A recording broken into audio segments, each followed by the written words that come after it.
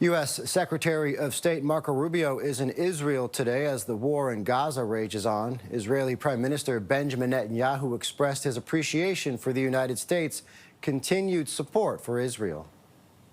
I think his visit here is a testament to the durability, the strength of the Israeli-American alliance. It's as strong and as durable as the stones of the Western Wall that we just touched under President Trump and Secretary Rubio and their entire team. This alliance has never been stronger, and we deeply appreciate it. Rubio said about his trip he'll be speaking with Israeli officials on how they're planning on proceeding with the war in Gaza following last week's attack on Hamas leaders in Qatar. With me now is Aaron David Miller, former State Department Middle East advisor and senior fellow at the Carnegie Endowment for International Peace. Thanks so much for joining us on CTV News Channel. Sure. U.S. Secretary of State, as we mentioned, is now in Israel just after Israel struck Hamas leaders in Qatar, facing mounting scrutiny from several international allies. What do you make specifically first on the timing of this visit?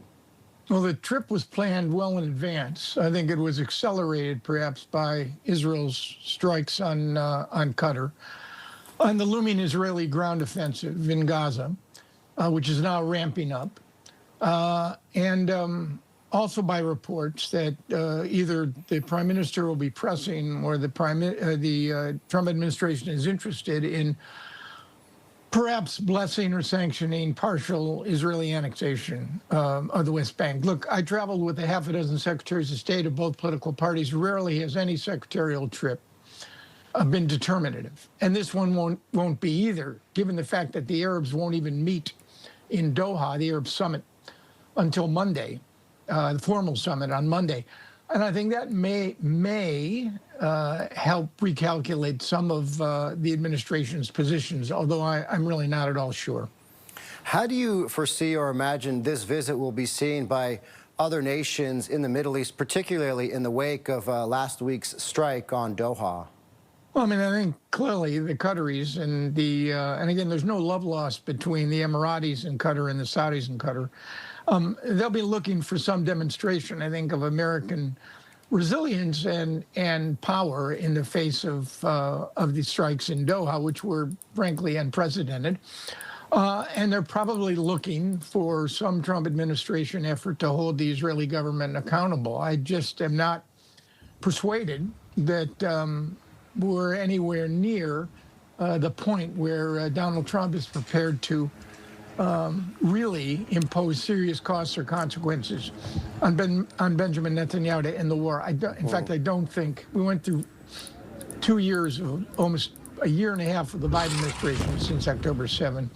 They failed to impose a single cost or consequence. I'm not sure the Trump administration is interested. At least the president hasn't demonstrated much interest so far in a major fight with the Israelis. Seems unlikely anytime soon, but from your perspective, how feasible is a ceasefire at this point in the near future? Well, I think that the objectives of Hamas and this Israeli government are mutually exclusive. Hamas wants an end to the war and the withdrawal of all Israeli forces from Gaza. Prime Minister wants the destruction of Hamas, not just as a military organization, but as a political entity as well. And I think that's a goal the administration shares, as much as it may be dismayed over Israeli tactics. Aaron David Miller is a former State Department Middle East advisor and senior fellow at the Carnegie Endowment for International Peace. Aaron, always appreciate your time. Thanks so much for joining us on CTV News Channel on this Sunday. Thanks for having me.